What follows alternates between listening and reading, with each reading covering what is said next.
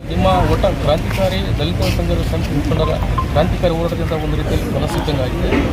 ಇದರ ಬಗ್ಗೆ ಏನು ಆ್ಯಕ್ಚುಲಿ ಒಳ ಮೀಸಲಾತಿ ಹೋರಾಟಕ್ಕೆ ಜೀವಾಳ ಇಲ್ಲಿ ಸೇರಿರ್ತಕ್ಕಂಥ ಜನ ಇಲ್ಲಿ ನನ್ನ ಅಕ್ಕ ತಂಗಿಯರಿಗೆ ಇವತ್ತು ಕಾತುರದಿಂದ ಕಾಯ್ತಿದ್ದಾರೆ. ಅವರೆಲ್ಲರ ಪರಿಶ್ರಮ ಈ ಹೋರಾಟದಲ್ಲಿ ಇವರೇ ನಮ್ಮ ಉಸಿರು. ನಮ್ಮ ಹೋರಾಟದ ಅಖಾಡಕ್ಕೆ ಅಥವಾ ಹೋರಾಟದ ಸ್ಫೂರ್ತಿಗೆ ಇವರೇ ಬೆನ್ನೆಲು. ಅದಕ್ಕೋಸ್ಕರ ಈ ಹೋರಾಟದ ಸಂಭ್ರಮವನ್ನು ಅಥವಾ ನಾವು ಗೆದ್ದಿರ್ತಕ್ಕಂಥ ಸಂಭ್ರಮವನ್ನು ನಾವು ವ್ಯಕ್ತಿಗತವಾಗಿ ಆಚರಿಸ್ತಾ ಇಲ್ಲ. ಈ ಸಂಭ್ರಮವನ್ನು ಈ ಸಮುದಾಯಕ್ಕೆ, ನಮ್ಮ ಅಕ್ಕ ತಂಗಿಯರಿಗೆ, ನಮ್ಮ ಅಣ್ಣ ತಮ್ಮರಿಗೆ ಮುಗಿಸ್ತಾ ಇಲ್ಲ. ಯಾಕಂದರೆ ಹೋರಾಟಕ್ಕೆ BJP, ಕಾಂಗ್ರೆಸ್ಸು, JDS, RSS ಎಲ್ಲ ದಲಿತ ಸಂಘಟನೆಗಳು ಕೂಡ ಇವತ್ತು ತಮ್ಮ ಪಕ್ಷ ಭೇದವನ್ನು ಬರೆದು ಸಂಘಟನಾತೀತವಾಗಿ ಈ ಹೋರಾಟವನ್ನು ಮಾಡಿದ್ದಾರೆ. ಅದಕ್ಕೋಸ್ಕರ ಯಾವುದೇ ವ್ಯಕ್ತಿಗತವಾಗಿ ಒಬ್ಬರ ನಾಯಕತ್ವ ಅಲ್ಲ, ಇದು ಸಾಮೂಹಿಕವಾಗಿರ್ತಕ್ಕಂಥ ನಾಯಕತ್ವ. ಆ್ಯಕ್ಚುಲಿ ಈ 35 ವರ್ಷದ ಹೋರಾಟಕ್ಕೆ ಅಥವಾ ಒಳ ಮೀಸಲಾತಿ ವಿಜಯಕ್ಕೆ ಸರ್ಕಾರ ಅಲೆಮಾರಿಗಳಿಗೆ ಸಿಗಬೇಕಾಗಿರ್ತಕ್ಕಂಥ ಪ್ರಾತಿನಿಧ್ಯವನ್ನು ಕೊಟ್ಟಿದ್ದರೆ ಖಂಡಿತ ನಮ್ಮ ಹೋರಾಟ ಇನ್ನಷ್ಟು 100 ಪಟ್ಟು ಸಂಭ್ರಮ ಆಗ್ತಿತ್ತು. ಇವತ್ತು ನಮ್ಮೆಲ್ಲರೂ ಕೂಡ ಅತ್ಯಂತ ಒಂದು ಕೆಟ್ಟ ಒಂದು ಸಂದರ್ಭದಲ್ಲಿ ನಮ್ಮ ಜನ ಇದ್ದಾರೆ. ನಮ್ಮ ಅಲೆಮಾರಿಗಳಿಗೆ, ನಮ್ಮ ಅಣ್ಣ ತಮ್ಮಂದಿರಿಗೆ, ನಮ್ಮ ರಕ್ತ ಸಂಬಂಧಿಗಳಿಗೆ ನ್ಯಾಯ ಸಿಗಲಾರ್ದಲ್ಲಿ ನಮ್ಗೆ ಸಿಕ್ಕಿರ್ತಕ್ಕಂಥ ನ್ಯಾಯ ಅದಷ್ಟು ಸಮಯೋಚಿತ ಅಲ್ಲ ಅನ್ನೋ ಒಂದು ಕೊರಗಿನಲ್ಲಿ ನಮ್ಮ ಜನ ಇದ್ದಾರೆ. ಅದಕ್ಕೋಸ್ಕರ ನಾವೆಲ್ಲೂ ಕೂಡ ಸಂಭ್ರಮ ಮಾಡ್ತಾ ಇಲ್ಲ. ನಾವೆಲ್ಲರೂ ಸೂತಕದ ವಾತಾವರಣದಲ್ಲಿದ್ದೀವಿ. ಹಾಗಂತ ನಾವೇನೋ ಸರ್ಕಾರನ ಬಿಟ್ಟಿಲ್ಲ. ಸರ್ಕಾರದ ಬೆನ್ನತ್ತಿದ್ದೀವಿ. ಸರ್ಕಾರಕ್ಕೆ ನ್ಯಾಯಾಂಗ ಹೋರಾಟವನ್ನು ನಡೆಸ್ತಾ ಇದ್ದೀವಿ. ಅದೇ ಥರ ಬೀದಿ ಹೋರಾಟನೂ ನಾವು ಚಾಲ್ತಿಯಲ್ಲಿಟ್ಟಿದ್ದೀವಿ. ಮತ್ತು ಸರ್ಕಾರವನ್ನು ಉಸಿರುಗಟ್ಟಿಸಲಿಕ್ಕೆ ಏನೇನು ಮಾಡಬೇಕು ಆ ಎಲ್ಲ ಆಂಗಲಲ್ಲಿ ಹೋರಾಟ ನಡೆದಿದೆ. ಖಂಡಿತ ಅಲೆಮಾರಿಗಳು ಕೂಡ ಶಾಶ್ವತ ಆಯೋಗ ಮಾಡೋದ್ರ ಮೂಲಕ, ಯಾಕಂದರೆ ಇದು ಕ್ಯಾಬಿನೆಟ್ ತೀರ್ಮಾನ ಆಗಿದೆ, ರಾಜಕೀಯ ತೀರ್ಮಾನ ಆಗಿರೋದ್ರಿಂದ ಇದೊಂದು ಎಲ್ಲ ಸಚಿವರ ತೀರ್ಮಾನ ಆಗಿರೋದು. ಈ ಸಚಿವರ ತೀರ್ಮಾನವನ್ನು ಬೇಗ ಕಡೆಗಣಿಸೋಕ್ಕಾಗಲ್ಲ. ಇದು ಸರ್ಕಾರದ ತೀರ್ಮಾನ ಆಗಿರೋದ್ರಿಂದ ಅದು ಯಾವುದೇ ಕಾರಣಗಳಿರ್ಬೋದು, ಯಾವುದೇ ಹಿನ್ನೆಲೆ ಇರ್ಬೋದು, ಆದರೆ ಆ ತೀರ್ಮಾನವನ್ನು ಛೇದಿಸಲಿಕ್ಕೆ ಮತ್ತೊಂದು ಕ್ಯಾಬಿನೆಟ್ ಆಗಬೇಕು, ಮತ್ತೊಂದು ರಾಜಕೀಯ ತೀರ್ಮಾನ ಆಗಬೇಕು. ಅದಕ್ಕೋಸ್ಕರ ಚಳಿಗಾಲ ಅಧಿವೇಶನದವರೆಗೆ ನಮ್ಮ ಹೋರಾಟ ನಿರಂತರವಾಗಿರ್ತದೆ. ನಾವು ಯಾರು ಮನೆಗಳಿಗೆ ಹೋಗಲ್ಲ. ಅಲೆಮಾರಿಗಳಿಗೆ 1% ನ್ಯಾಯ ಸಿಕ್ಕ ನಂತರನೇ, ಅವ್ರಿಗೆ ವಿಶೇಷ ಪ್ಯಾಕೇಜ್ ಸಿಕ್ಕ ನಂತರನೇ, ಈ AKAD ಗೊಂದಲಗಳು ನಿವಾರಣೆ ಆದ ನಂತರನೇ, ಮತ್ತು ಈ ಜನರಿಗೆ ರೋಸ್ಟರ್ ಪಾಯಿಂಟ್ಗಳನ್ನು ನ್ಯಾಯಬದ್ಧವಾಗಿ ಕೊಡಲಾರ್ದೇ ಮೋಸ ಮಾಡ್ತಕ್ಕಂಥ ಎಲ್ಲದರ ಬಗ್ಗೆ ಕಟ್ಟೆಚ್ಚರ ವಹಿಸುವಂಥ ಕೆಲಸ ಮಾಡ್ತೇವೆ. AKAD ಅನ್ನೋ ಗೊಂದಲ ಕೇವಲ 4,70,000 ಅಲ್ಲ. 2011ರಲ್ಲಿ ಅದು 44 ಲಕ್ಷ AKAD ಸರ್ಟಿಫಿಕೇಟ್ ಇತ್ತು. ಈಗ ನಾಗಮೋಹನ್ ದಾಸ್ ಅವರು ವಸ್ತುನಿಷ್ಠವಾಗಿರ್ತಕ್ಕಂಥ ಅಧ್ಯಯನ ಮಾಡಿದ್ರಿಂದ, ಸಮೀಕ್ಷೆ ಮಾಡಿದ್ರಿಂದ 4,75,000 ಜನ ಇನ್ನು ತಮ್ಮ ಹೆಸರು ಬರೆಸಿಲ್ಲ.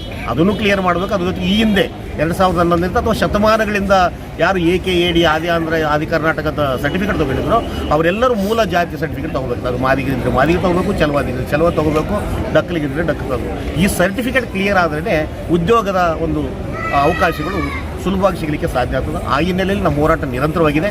ಅದಕ್ಕೋಸ್ಕರ ನಾವು ರಾಜ್ಯದಲ್ಲಿ ಪರ್ಮನೆಂಟ್ ಟೆಂಟ್ ಹಾಕಿದ್ವಿ. ನಮ್ಮ ಟೆಂಟ್ ಕಿತ್ತಿಲ್ಲ. 19ನೇ ತಾರೀಕಿಗೆ ಕ್ಯಾಬಿನೆಟ್ ತೀರ್ಮಾನ ಆದ ಕೂಡಲೇ ನಾವು ಸಂಭ್ರಮ ಮಾಡಿ, ವಿಜಯೋತ್ಸವ ಮಾಡಿ, ಇಡೀ ಕರ್ನಾಟಕದ ಲಕ್ಷಾಂತರ ಜನ, ಕೋಟ್ಯಾಂತರ ಜನ ಒಂದು ದೊಡ್ಡ ಮಟ್ಟದ ವಿಜಯೋತ್ಸವವನ್ನು ನಾವು ಅದ್ದೂರಿಯಾಗಿ ಮಾಡಬೇಕಾಗಿತ್ತು. ನಮ್ಮ ಸಮುದಾಯ ತೀರ್ಮಾನ ಮಾಡಿದೆ. ಯಾವೊಬ್ಬ ನಾಯಕರ ಫರ್ಮಾನಲ್ಲ.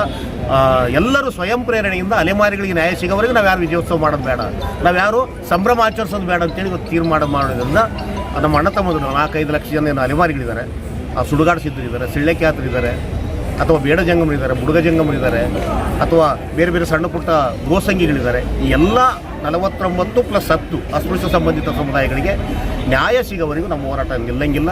ಅದು CM ಅವರಿಗೆ ಮನವರಿಕೆ ಆಗಿದೆ. ಈಗಾಗಲೇ 2-3 ಸುತ್ತಿನ ಸಭೆಗಳಾಗಿದೆ. ನಿನ್ನೆ ಕೂಡ ನಾವು ಸರ್ಕಾರದ ಮುಖ್ಯ ಕಾರ್ಯದರ್ಶಿಗಳಾಗಿರ್ತಕ್ಕಂಥ ಶಾಲಿನಿ ರಜೀಶ್ ಅವ್ರ ಜೊತೆ ಮಾತಾಡಿದ್ವಿ. 2 ದಿನದಲ್ಲಿ ಈ ಬಡ್ತಿಗೆ ಸಂಬಂಧಪಟ್ಟಿರ್ತಕ್ಕಂಥ ವಿಷಯವನ್ನು ಕೂಡ ಇವತ್ತು ಅವರು ಪ್ರಸ್ತುತಪಡಿಸುವಂತ ಹೇಳಿದ್ದಾರೆ. ಕೇವಲ ನೇರ ನೇಮಕಾತಿಗಷ್ಟೇ ಈ ರೋಸ್ಟರ್ ಪಾಯಿಂಟ್ ಫಿಕ್ಸ್ ಮಾಡಿ, ಮೀಸಲಾತಿ ಫಿಕ್ಸ್ ಮಾಡಿದ್ರು. ನಾವು ಅದನ್ನು ಒಪ್ಪಂಗಿಲ್ಲ. ಇವತ್ತು ಬಡ್ತಿಯಲ್ಲಿ ಕೂಡ ಬ್ಯಾಕ್ಲಾಗಲ್ಲಿ ಕೂಡ ನೀವು ಈ ಒಂದು ರೋಸ್ಟರ್ ಪಾಯಿಂಟನ್ನು ನಿಗದಿ ಮಾಡಬೇಕು, ಒಳ ಮೀಸಲಾತಿ ನಿಗದಿ ಮಾಡಬೇಕು. ಅದೇ ಸ್ಥಳೀಯ ಸಂಸ್ಥೆಗಳಿಗೂ ರಾಜಕೀಯ ಪ್ರಾತಿನಿಧ್ಯವನ್ನು ಕೊಡಬೇಕನ್ನೋ ಷರತ್ತನ್ನು ನಾವು ಸರ್ಕಾರದ ಮುಂದೆ ಇಟ್ಟಿರೋದ್ರಿಂದ ಇದು ಮತ್ತೊಂದು ಸಲ ಕ್ಯಾಬಿನೆಟ್ವರೆಗೂ ಕಾಯಬೇಕಾಗ್ತದೆ. ಆ ಕ್ಯಾಬಿನೆಟ್ ತೀರ್ಮಾನ ಆಗೋದು ನಾವು ಯಾವುದೇ ರೀತಿ ವಿಜಯೋತ್ಸವ ಆಚರಿಸಂಗಿಲ್ಲ. ಅಲ್ಲಿವರೆಗೆ ನೌಕರಸ್ಥರು ಕೂಡ ನೀವು ಯಾರು ಆತಂಕ ಪಡಬೇಕಾಗಿಲ್ಲ. ಯಾವುದು ಫೇಸ್ಬುಕ್ ಮಂದಿ ಅಥವಾ ಈ ಜಾಲತಾಣಗಳ ಮಂದಿ ಸುಳ್ಳು ಸುದ್ದಿಗಳನ್ನು ನೀವು ನಂಬಲೇಬೇಕಾಗಿಲ್ಲ. ನಮಗೆ ನ್ಯಾಯೋಚಿತವಾಗಿರ್ತಕ್ಕಂಥ ಬ್ಯಾಕ್ಲಾಗು, ಬಡ್ತಿ, ನೇರ ನೇಮಕಾತಿ, ರೋಸ್ಟು, AKAD ಕಂಪ್ಲೀಟ್ ಗೊಂದಲ ನಿವಾರಣೆ ಆಗೋವರೆಗೂ ನಮಗೆ ಸೂಕ್ತವಾಗಿರ್ತಕ್ಕಂಥ ಪ್ರಾತಿನಿಧ್ಯ ಸಿಗೋವರೆಗೂ ನಮ್ಮ ಹೋರಾಟ ಹಿಂಜರಿಗಿಲ್ಲ. ನಾವು Congress, BJP, JDS, RSS, DSS ಎಲ್ಲದರ ಆಚೆ ನಿಂತು ಇವತ್ತು ಹೋರಾಟ ಮಾಡ್ತಾ ಇದ್ದೀವಿ. ಅದಕ್ಕೋಸ್ಕರ ನೀವು ಯಾರೋ ವ್ಯಕ್ತಿಗತವಾಗಿ ಕೊಡ್ತಕ್ಕಂಥ ಹೇಳಿಕೆಗಳಿಗೆ ಯಾವುದೇ ರೀತಿ ಪ್ರಾತಿನಿಧ್ಯ ಕೊಡಬಾರ್ದು. ಆ ವದಂತಿಗಳಿಗೆ ನೀವು ಯಾವುದೇ ರೀತಿ ಕಿವಿ ಕೊಡಬಾರ್ದು. ಖಂಡಿತ ಸರ್ಕಾರವನ್ನು ಇಕ್ಕಟ್ಟಿಗೆ ಸಿಲುಕಿಸಿ, ಸರ್ಕಾರವನ್ನು ಉಸಿರುಗಟ್ಟಿಸಿ ಈ ನ್ಯಾಯಾಂಗವಾಗಿರ್ತಕ್ಕಂಥ ನ್ಯಾಯಪರವಾಗಿರ್ತಕ್ಕಂಥ ಒಂದು ಬೇಡಿಕೆಯನ್ನು ಈಡೇರಿಸಲಿಕ್ಕೆ ನಾವು ಕಂಕಣಬದ್ಧರಾಗಿದ್ದೀವಿ. ಇದಕ್ಕೆ ಪಕ್ಷಾತೀತವಾಗಿ ಎಲ್ಲ ಸಮುದಾಯದವರು ಜೊತೆಗಿದ್ದಾರೆ. ಕೇವಲ 6% ಮಾದರಿ ಸಿಕ್ಕಿದೆ, ಕೆಲವಾರು 6% ಸಿಕ್ಕಿದೆ, ಅವ್ರ ಮನೇಲಿ ಕೂಡ್ತಾರಂತಲ್ಲ. 2 ಅಣ್ಣ ತಮ್ಮಂದಿರು ಅಲೆಮಾರಿಗಳಿಗೆ ನ್ಯಾಯ ಸಿಗೋವರೆಗೆ ನಿದ್ದೆ ಮಾಡಬಾರ್ದು. ಆ ರೀತಿ ನಮ್ಮ ಸಮುದಾಯ ತೀರ್ಮಾನ ಆಗಿದೆ. ಆದರೆ ನಮ್ಮ ಅಣ್ಣಂದಿರು ಯಾಕೆ ಇನ್ನು ಯೋಚನೆ ಮಾಡ್ತಾ ಇದ್ದಾರೆ, ಅವ್ರಿಗಿನ್ನ ಅಂಬೇಡ್ಕರ್ ಜ್ಞಾನ ಕೊಡಬೇಕು ಅನಿಸ್ತದ, ಯಾಕೋ ಅವ್ರು ಮರ್ತಿದ್ದಾರೆ ಅಂತ ಅನಿಸ್ತದ. ಅಲೆಮಾರಿಗಳಿಗೆ ನ್ಯಾಯ ಕೊಡುವವರೆಗೆ ಅವ್ರು ಸಂಭ್ರಮಾಚರಣೆ ಮಾಡಬಾರ್ದು, 6% ತೆಗೆದುಕೊಂಡು ವಿಜಯೋತ್ಸವ ಮಾಡಬಾರ್ದು.